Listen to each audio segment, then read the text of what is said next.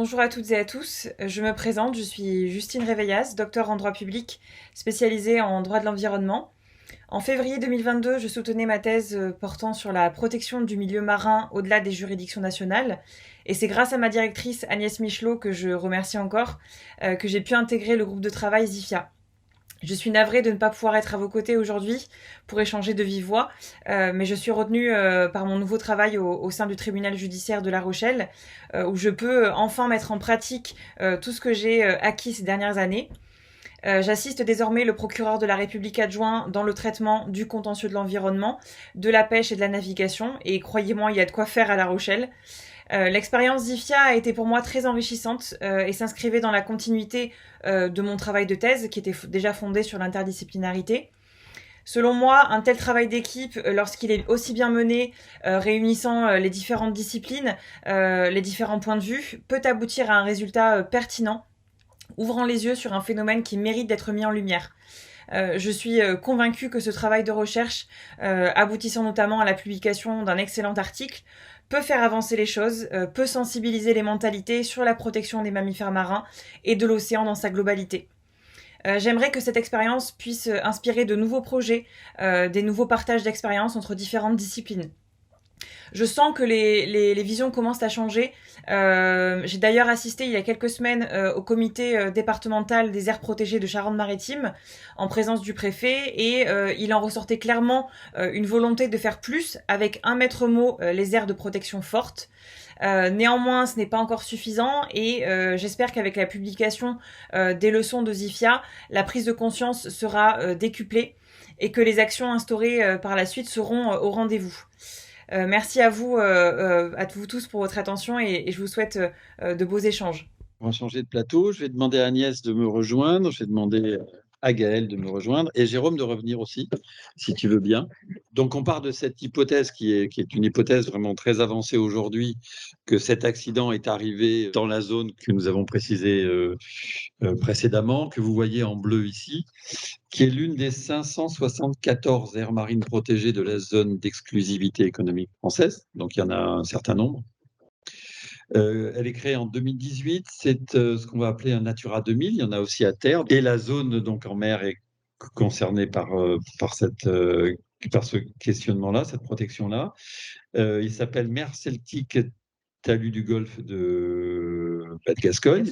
Elle est, comme vous la voyez, très précisément identifiée et définie. Mais cependant, depuis 2018, on n'a pas d'élément de gouvernance. Donc, on n'a pas de pilote dans l'avion. Et on n'a pas de document de gestion, donc on n'a pas de règles du jeu.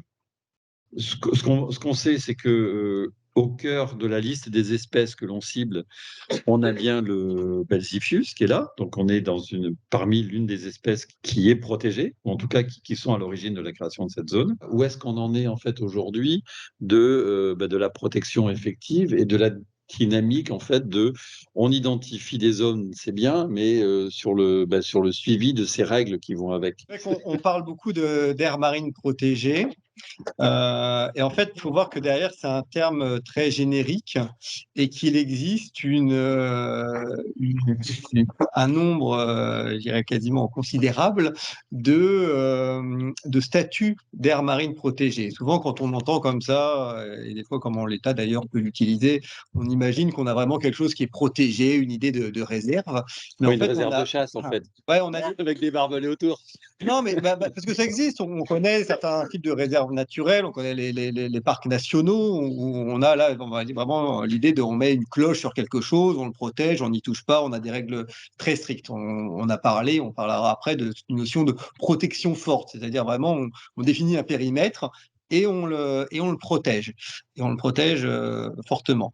Mais tout ce qu'il y a derrière aires marines protégées ne sont pas forcément des espaces déjà qui vont être fortement protégés, mais qui vont en fait souvent être animés par une logique déjà de gestion ou de co-gestion d'un espace. On peut citer comme ça les parcs marins, parcs naturels marins, on en a plusieurs, dont un dans le secteur. Donc c'est des espaces qui vont co-gérer avec des utilisateurs, donc dans un but évidemment d'en assurer soit une exploitation durable, soit une forme quand même de conservation, mais qui est assez loin, on va dire, d'un système de protection forte, quoi. En plus, en France, on est très très fort en termes de création juridique. C'est pas ça. On a du coup comme ça une multitude et un C'est en train de devenir intéressant, en fait. de statuts, de réglementation, de qu'est-ce qu'on peut mettre, de qu'est-ce qu'on peut protéger, de dire est-ce qu'on protège ou pas, ou est-ce qu'on conserve, ou est-ce qu'on gère simplement, quoi. Donc on a fixé ensuite, on va dire, à l'échelle internationale, on fixe un certain nombre d'objectifs d'aires marines protégées, 20%, 30% à différents horizons, 2030 étant le dernier. Et là, on voit que la définition en fonction des pays de qu'est-ce qu'une aire marine protégée peut varier. Donc la France, on est assez fort pour dire, alors je ne sais pas combien tu as dit, 580 et des broutilles. En tout cas, ça fait une superficie qui est déjà, quand on regarde à l'échelle de la Z2 française, métropolitaine et ultramarine, ouais, c'est une des plus grandes. on a des superficies qui sont déjà importantes, mais finalement, si on regarde un peu finement derrière les contours qu'on a mis sur des cartes marines, qu'est-ce qu'on fait dedans? Quelles sont la réglementation dedans? Est-ce qu'il y a une réglementation et qu'est-ce qu'on protège? 10 et 20% de la Z2 française qui est entourée par des lignes. Mais en fait, je pense qu'on est à moins d'1% de réelle protection forte du milieu marin à l'intérieur de ça, quoi. Et du coup, ça crée vraiment une forme de dissonance un peu quasi cognitive au niveau de l'État et des représentations, soit scientifiques, soit gestionnaires, entre cet affichage sur les cartes et cette réalité de terrain sur ce qu'on protège réellement. Ce qui est intéressant ici, enfin, on en reparlera, c'est qu'en fait, le bateau est parti faire ses essais dans une zone qui lui a été attribuée par la préfecture maritime quand même. D'où la question qui va suivre en fait, qui est que on a quand même l'impression quand on tourne autour du pot de cette affaire-là depuis le début, qu'il y a un droit pour les uns et que dès qu'on est peint un peu en gris, soit il n'y a plus de droit, soit c'est un autre droit. Oui, merci. Alors, je suis impressionnée parce qu'en fait, les collègues parlent de droit quand même assez facilement. Alors, moi, je suis spécialiste de droit de l'environnement, dont le droit de la mer fait partie, évidemment. Alors, j'ai quand même rappelé quelques règles de base. En droit de la mer, plus vous vous éloignez de la côte, et moins vous avez de droits de l'État côtier, ou ce qu'on appelle de droit souverain. Donc, la mer territoriale, c'est une souveraineté quasi pleine. Après, vous avez la zone économique exclusive où là, il y a des droits exclusifs. Donc, la mer territoriale, on parle d'une vingtaine de kilomètres, en fait, ou une douzaine de milles. 12 000 nautiques de ce qu'on appelle les lignes de base, voilà. C'est-à-dire des points de référence à partir de lesquels on fait la délimitation des tracés des zones dont on parle. Donc, c'est une règle importante. Et autre chose à savoir, très important, c'est que la souveraineté en mer n'est en aucun cas la même que la souveraineté sur terre. C'est-à-dire que pour des raisons historiques, les relations internationales, donc les relations entre les États passaient par la mer, transport maritime, les grandes découvertes, etc. Et donc, la souveraineté en mer n'est pas absolue comme sur l'espace terrestre.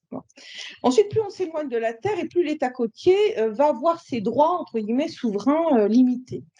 Ça, c'est la première chose. Donc, quand on raisonne en droit, on raisonne sur le droit des espaces. L'État n'a pas les mêmes compétences, c'est-à-dire n'a pas les mêmes capacités d'agir ou de décider selon si on est en mer territoriale ou en zone économique exclusive. Et quand on passe en haute mer, c'est-à-dire au-delà des ZEE, à ce moment-là, on est dans des espaces internationalisés et là, il n'y a plus de droit souverain. Donc, la première chose, c'est raisonner en termes d'espace où s'est produit l'accident. C'est la première chose à penser. Et on a vu que ça, c'est compliqué parce que des fois, il y a des espèces, des animaux qui coulent. Puis des fois, on arrive à les retrouver, ils s'échouent, on peut faire les analyses qu'on a faites là. Donc, premièrement, où s'est passé l'accident? Donc, ça, c'est ce qu'il faut arriver à déterminer, parce qu'à ce moment-là, on va pouvoir déterminer qui est responsable à cet endroit-là, ou quel régime juridique est applicable à cet endroit. Première chose. Deuxième chose, c'est quelle activité est réglementée. Et si c'est une espèce protégée, elle peut être protégée partout, que ce soit dans une AMP ou à l'extérieur. Il y a des espèces qui sont protégées sur l'ensemble du territoire national. Ça, c'est le deuxième type d'approche juridique, c'est est-ce que l'espèce considérée est protégée sur le territoire national? Troisièmement, et ça c'est beaucoup plus compliqué, est-ce que les activités qui peuvent impacter le milieu marin, y compris les espèces, sont réglementées? Et là, vous avez plusieurs catégories d'activités. Si c'est une activité commerciale, industrielle ou militaire. Et donc, effectivement, les règles ne sont pas tout à fait les mêmes, puisque dans le domaine militaire, on considère que ça relève de la sécurité nationale, et donc il y a certaines prérogatives qui sont liées à la sécurité et donc à une certaine confidentialité, puisque c'est supposé être en lien avec la sécurité nationale.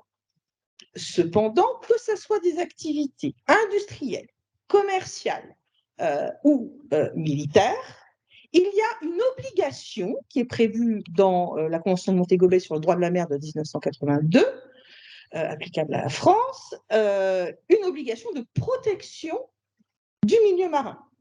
Et dans ce texte-là, il est bien défini ce qu'est une pollution, et comme c'est une définition large, ça comprend tous les types de pollution, y compris la pollution sonore. Donc, premièrement, il y a une obligation de protection du milieu marin. Alors après, on y va. Oui, mais la stratégie européenne, elle n'est pas claire là-dessus. Oui, mais Natura 2000, en fait, on n'a pas le décret d'application. Non, ça ne marche pas comme ça. Il y a un principe général. Il y a ce qu'on appelle une hiérarchie des règles. Donc, il y a une obligation de protection du milieu marin, et plus vous êtes compétent dans le domaine, c'est-à-dire plus ça relève de la souveraineté de l'État, et plus vous devez le faire. Alors, évidemment, après, c'est l'État qui se retourne sur ses services et qui fait le boulot qu'il ne fait pas. Et ça, c'est un autre problème. Il ne faut pas mélanger les problèmes. Donc, deuxième chose, on me dit, oui, mais c'est Natura 2000, mais en fait, c'est sur le papier, parce que c'est quoi Natura 2000? C'est un réseau d'espaces protégés qui correspond à des critères mis en place par l'Union européenne. Et l'idée de ce réseau, c'est que, il se trouve qu'effectivement, il y a des espèces, c'est dommage pour elles, elles ne demandent pas un visa ou un passeport pour passer d'une frontière à l'autre. Vachement embêtante en plus. Bon, donc c'est l'idée d'avoir un réseau pour protéger la biodiversité de manière cohérente. On nous dit, oui, mais la France n'a rien prévu, pas de système de gestion. Voilà. La France s'est engagée dans le réseau Natura 2000 parce qu'on a une obligation vis-à-vis de la communauté européenne de donner un pourcentage. Donc, on a dit, bon, voilà, on va donner ce bout de territoire, et on va dire que c'est dans le réseau Natura 2000. Ça ne suffit pas.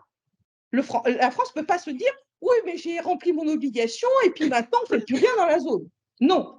Un État ne peut en aucun cas aller à l'encontre de ses obligations internationales et faire comme si, je ne prends aucune mesure en interne, donc je me dédouane de tout. Non, ça ne marche pas comme ça. Alors, bien sûr, nous, les juristes, on est des idéalistes et on vous donne les règles. Et puis après, il y a la pratique. Et ça, c'est ce qu'on vous raconte et ce que va vous raconter peut-être Naval Group, etc., ou nos biologistes qui, eux, constatent c'est pas respecté, il n'y a pas de plan de gestion, il n'y a pas d'autorité de suivi, il n'y a pas d'autorité de contrôle, il n'y a pas de financement pour mettre en place des moyens. Et bien sûr, tout ça est exact. Mais il faut quand même se rappeler quelles sont les règles et qui a l'obligation de faire quoi. Et en ce qui concerne plus spécifiquement les activités militaires, il ne suffit pas de dire oui, mais alors ça, c'est de la défense nationale, donc secret défense, et on met son mouchoir par-dessus et personne n'a le droit de savoir rien. Non. Il y a quelque chose qui s'appelle le droit à l'information environnementale, quelque chose qui s'appelle la démocratie environnementale. Donc, la difficulté, ça a été très bien expliqué, il n'y a pas de flag. Ben oui, parce que quand on travaille avec tous les services qui travaillent en mer, dernièrement, on a fait un colloque avec le réseau européen des procureurs de l'environnement à La Rochelle, qui nous expliquait toutes les difficultés pour avoir les preuves et qui nous expliquait les enjeux de sécurité en mer. C'est très difficile de travailler en mer parce qu'on n'a pas accès au territoire et ça demande des moyens et des compétences particulières. Oui, c'est beaucoup plus difficile d'obtenir les preuves. Oui, ça demande plus de compétences parce que, comment fonctionne un navire, etc. C'est très particulier. Mais ça, ce sont des obstacles qu'évidemment, on peut surmonter, mais ça ne doit pas occulter les règles applicables. Bon, je vais essayer d'être la plus précise possible, mais vous avez bien compris qu'il y a une problématique de confidentialité, donc je ne vous donnerai ni de chiffres ni de position. Et je voudrais quand même revenir sur le fait que Tout ça reste hypothétique. Donc, non, moi, ce que j'ai énormément apprécié, c'est qu'effectivement, quand cet accident est arrivé, déjà, c'est d'avoir été associé clairement à ces réflexions-là. Et je vais vous expliquer effectivement comment est-ce qu'on travaille à Naval Group. Naval Group, donc, on est des industriels de la défense, on fait des bateaux gris, noirs, donc sous-marins, bâtiments de surface. Là, en l'occurrence, on était en essai pour une marine étrangère. On n'était plus responsable du bateau, c'est-à-dire qu'on avait donné les clés à la marine étrangère. On était responsable des essais. Qu'est-ce que ça veut dire être responsable des essais dans ces cas-là? Ça veut dire, avant de donner les clés, on vérifie que tout fonctionne correctement. Et donc, l'essai que l'on a fait, c'était un essai de sonar, effectivement, dans une zone qui nous avait été donnée. Parce qu'on ne fait pas des essais n'importe où. Comme l'a rappelé François, effectivement, quand on a des essais quels qu'ils soient, là on parle du sonar, mais ça peut être un tas d'autres choses, on va faire une demande à la préfecture maritime, donc on appelle CECLOR, qui gère toute la zone atlantique, et il va nous donner ce qu'on appelle un ZONEX. Donc c'est une zone, comme on a vu là sur le schéma précédent, je crois que tu l'as montré tout à l'heure. En fait, on les a ici, hein, c'est la carte que vous avez là. Voilà. Et en fait, on découpe la mer. Voilà, on découpe la mer en carrés, là, et puis on nous dit, bah voilà, vous allez faire vos essais dans tel zonex. Donc, les zonex, ce sont des zones d'entraînement pour la marine. Donc, l'espace aérien est bloqué et l'espace maritime également. Donc, c'est ce que l'on a fait. On a dit, voilà, on a des essais à faire pour le sonar, on souhaiterait avoir un zonex pour le faire. On nous donne un zonex, on part en mer, on fait notre essai, tout va bien, on rentre. La marine à qui on vendait le bateau, super content, on rentre. Et puis là, François m'appelle. Bon, déjà un petit peu moins bien. Et en fait, effectivement, en regardant d'un petit peu plus près ce qui s'est passé, il s'avère que le zonex qu'on nous a donné tombe en plein dans une AMP, dans une aire marine protégée. Comment ça s'est passé en interne? Moi, j'ai averti, bien entendu, ma direction en disant qu'est-ce qu'on fait? Comment on réagit? Alors, on a la chance d'avoir à Naval Group quand même des problématiques environnementales qui sont assises depuis une bonne dizaine d'années. On travaille, où est-ce qu'il est passé? On travaille ensemble sur certains projets européens par rapport au bruit de propulsion dont il vous a parlé. On travaille sur les impacts environnementaux de nos navires, essayer de respecter toutes ces règles dont on a parlé, Marpol, OMI, etc., qui ont toujours une petite phrase qui dit sauf bateau militaire. Il faut même voir que la plupart des réglementations environnementales européennes, c'est toujours marqué, en fait, sauf souveraineté nationale. Nous, on se dédouane de ça, sauf que moi, quand je suis arrivée il y a 10 ans, je dis, on est quand même en temps de paix. Positionnons-nous en tant qu'exemplarité pour pouvoir répondre à ces règles. Donc, ayant averti ma direction, ils ont dit, bon, Gaëlle, fonce, tu bosses, tu vois, tu bosses avec François, tu bosses avec le groupe. Alors, j'espère avoir répondu à la question. C'était essayer d'être la plus ouverte possible, mais bon,